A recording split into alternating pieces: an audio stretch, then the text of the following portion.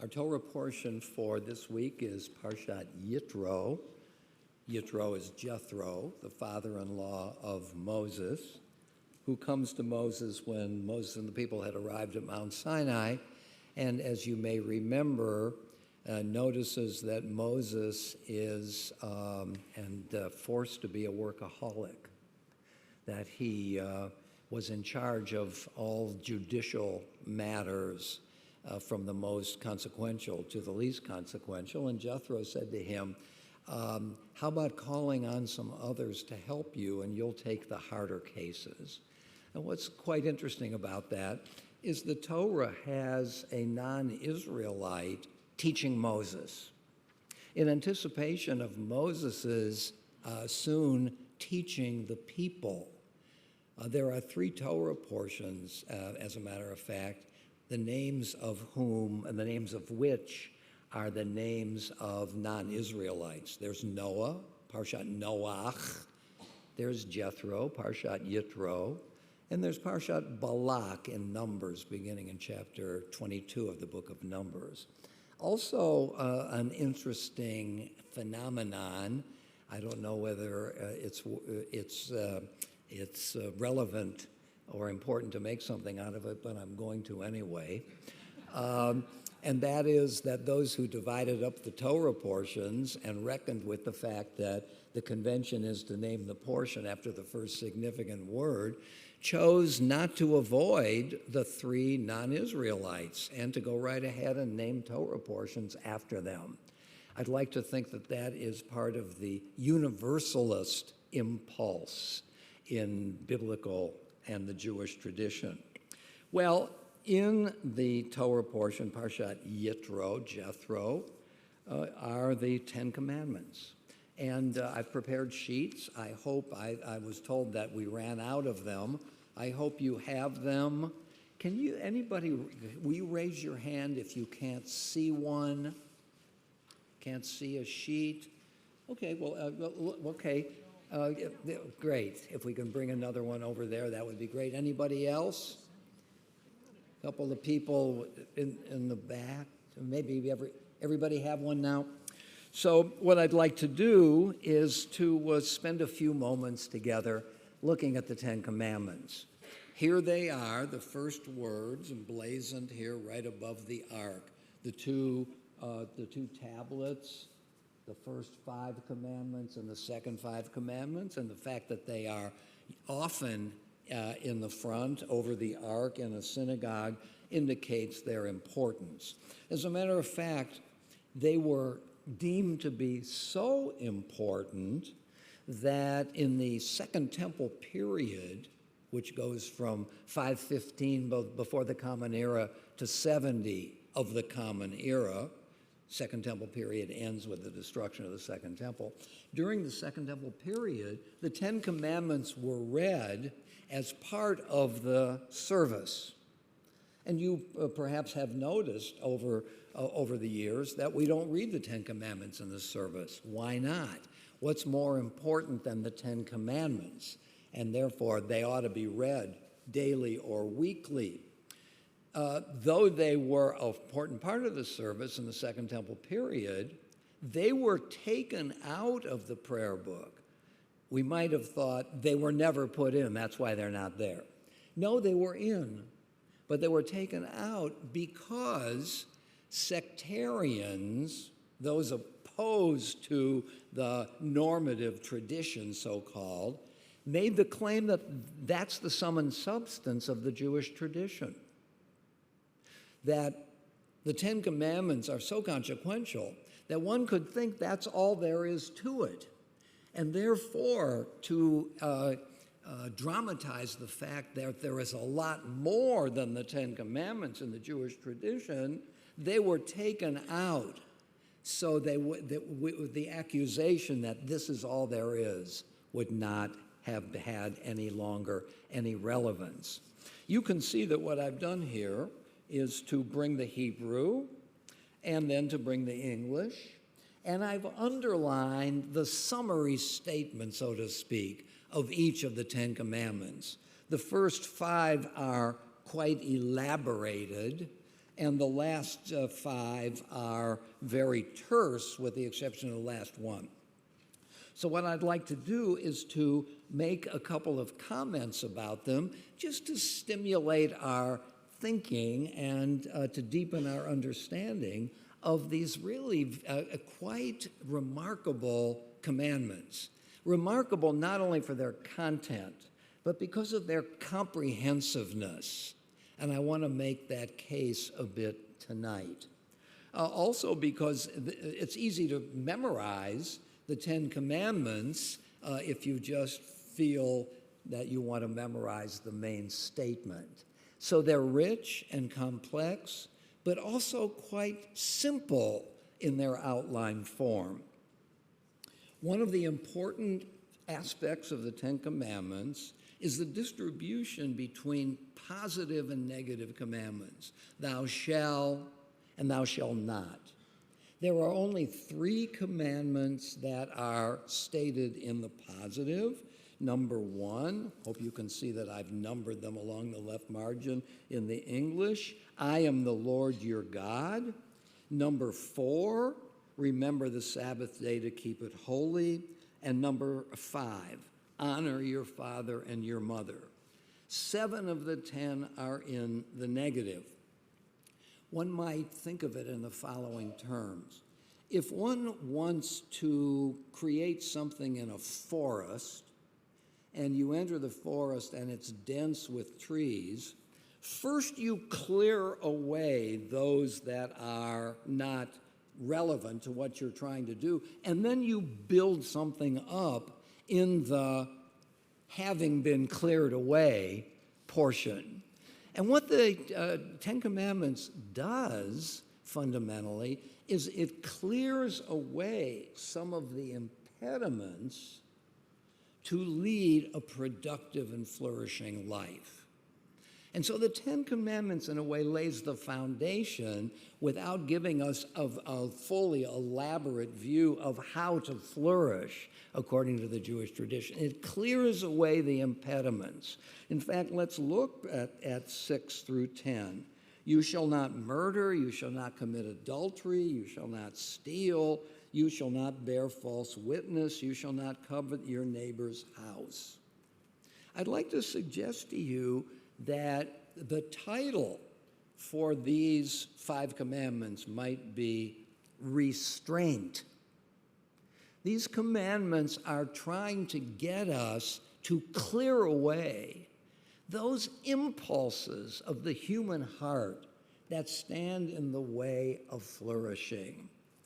It's not that we want to murder, but we do often have what we might call murderous impulses in our hearts. Committing adultery. The Torah is concerned about the integrity and the coherence of the family. And to commit adultery beyond what is sanctified by marriage is, in a way, an impulse in the heart which has to be put aside in order for the family to flourish. And as Maimonides pointed out, the family is the first part of the city. We learn how to be good citizens first and foremost in our families. Do not steal. Don't bear false witness. Don't covet. Don't be envious. These are some of the negative passions in the human heart, which the second tablet suggests needs to be put aside in order for us to live good lives. Commandment 1, I, the Lord, am your God, who brought you out of the land of Egypt, the house of bondage. There's a controversy in our tradition between Maimonides and Nachmanides. Maimonides says, yes, this is a commandment. Nachmanides says, no, it's not a commandment, it's a preface. And you can see Nachmanides' point. I am the Lord your God. This is not an imperative. So it can be seen as an introduction. Maimonides wants to make the point that this verb, I am is I am to be. I am to be your God. And so for Maimonides, this has to be a commandment because it lays the foundation for all that follows. And notice what the commandment suggests, that God enters history. Aristotle's God, or we might say the God of the philosophers, does not enter history, but essentially stands there waiting for emulation. Just as God reasons, so should we reason. So reasons Aristotle. But the God of religion does not just sit there in her transcendence, but actually enters into the processes of human interaction. As God did, God entered into history and redeemed the people from Egypt. You shall have no other gods before me. I want to suggest to you that Commandment 1 and Commandment 2 combined make monotheism. Commandment 1 by itself is not monotheism. I am the Lord your God, and there are for other peoples other gods. This is halfway between monotheism and polytheism, an idea known as henotheism. One God per people, but many gods, as there are many peoples. The first commandment alone is henotheistic. I am your God. Number 2 adds to that, and there are no other gods. And that's monotheism. Number 2 suggests to us that we should, as it says here, don't make yourself a sculptured image or any likeness of what is in the heavens above and on the earth below or on the waters of the earth. Even though God enters the historical process, God is not embedded in the historical process or in nature. God is separate. And anytime you try to make an image of God, you are bringing God into nature. And God is and ought to be seen as above and beyond nature. God is above, but enters, and by entering, does not become a part of the natural world. Number 3, you shall not swear falsely by the name of God. Now, number 3, I think, is very significant because it says to us that we have the privilege of putting the name of God on our lips. We can talk about God. We can talk about our relationship to God. We can talk about God in history. But that privilege should not be abused. Don't use the name of God, which we, in a way, represents our reverence for God. Don't use that name for false or vain purposes.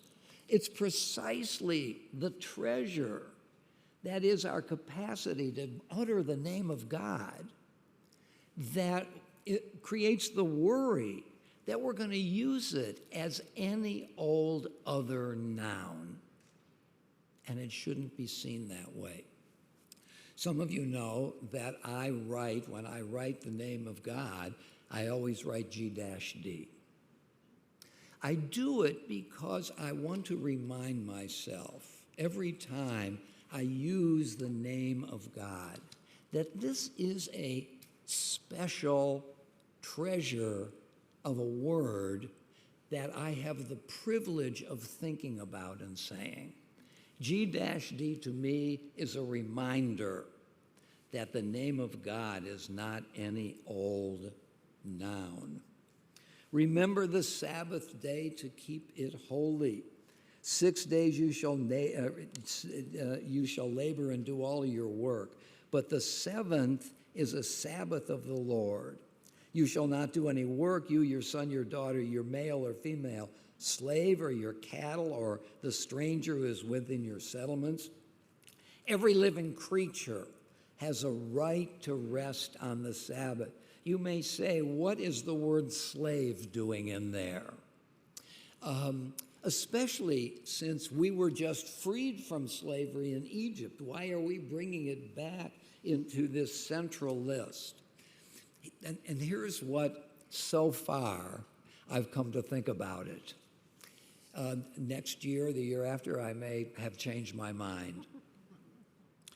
The Torah is both deeply realistic and deeply idealistic. It doesn't want to change society root and branch all at once. It's not revolutionary. Its view is, can we take the conventions of a given society and refine and deepen, even to challenge them, while not overturning the present order? So that slavery is accepted, but the whole impulse of the Torah is to undo and eliminate it. But for now, we're going to say about slaves that they, like us, have the right to rest on Shabbat. For in 6 days, verse 11, the Lord made heaven and earth and all that is in them. Therefore, we should rest. This idea of the imitation of God. God rested, we should rest. So I want to suggest to you now that the first 4 commandments are about our relationship with God. Let's call this the vertical dimension of religion. The sense that there is a transcendent world where there is a God and where there are absolutes. And that this world, so to speak, has been communicated to us. And when we come to worship or when we do a good deed, we are connecting ourselves to the absolutes of that transcendent world. When we begin with number 5, we are dealing with the horizontal dimension. If the vertical dimension is what we might call religion, this doesn't work exactly, but I'll go with it. 5 through 10 represent the social dimension. What are the lineaments, the essentials of the good society? Honor your mother and your father, that you may long endure on the land that the Lord your God is assigning you. It begins with the family and with the relationship of children to their parents. Notice this is not a reciprocal relationship. The children have an obligation to honor parents, but the parents don't have a similar obligation to honor the children. The parents have a special status in the family, and unless they are honored, we cannot learn from them. Parents impose discipline, a way of life, and also a model for how to behave. When you think about that you may long endure on the land that the Lord your God is assigning you, you may think that this is placed here as a notion of the reward for honoring your parents. If you honor your parents, you'll get a reward. That, I believe, is not what the second half suggests. I believe what it suggests is that by honoring your parents, by treating the family as sacred, and especially this relationship, as a result of this, society will be deeper, more settled, more profound. And a society that is healthy inherently, unless there's something that intervenes, able to sustain itself down through the years and through the ages. It's not that a long life in the land is a reward, it's a consequence. If the family is whole, the society is whole. If the society is whole, the society is healthy, and can put aside more easily, maybe not inevitably, what threatens it, so that you may, as a result, live long on the land. Now come the negative commandments. You shall not murder. It does not say you shall not kill. Murder is wrongful killing. What counts as wrongful killing is a matter of definition. It's not a natural distinction between justified killing and non-justified killing. Is meat eating murder? Is self-defense murder? I suggest no, although one could certainly argue yes. Pacifists of a radical sort may suggest that any killing is murder. Vegetarians might say that meat eating is a kind of murder. But this is up to society to define the difference between rightful and wrongful. So that one could say the Torah is not opposed here to killing, justified killing, such as eating meat or self-defense, and that it does not count as murder. Adultery is a complex notion in the Torah, but it has something to do with illicit relationships outside the family. Stealing as well is equivocal. Is it just goods or is it also ideas? Bear false witness. Covet your neighbor's house and your neighbor's wife or male or female slave. So these are the 10 Commandments, and I want to suggest to you something about how to think about the relationship between the first 4 commandments, the so-called religious commandments, and the last 6, the so-called social commandments. I might say that the religious commandments laid down the fundamental axioms for the social commandments to come. In a way, the social commandments are the consequence of observing, taking care of those first 4 commandments, lay the foundations, so that one might say the goal of the 10 commandments are the social commandments, and that the first 4 commandments are the axioms of that society. But it raises an interesting question. If the last 6 are the social commandments, why do I need the first 4? Isn't it enough to create a just society? Aren't the Enlightenment philosophers, Hobbes and Locke and Rousseau and Kant, interested in the axioms of a good society? And so many of the Enlightenment, the so-called atheistic Enlightenment, there is also a religious Enlightenment. The atheistic Enlightenment thinks that through reason alone, we can establish a just and caring society. So what is the necessity of the first 4 commandments? I want to cite something that one of my professors at rabbinical school once said.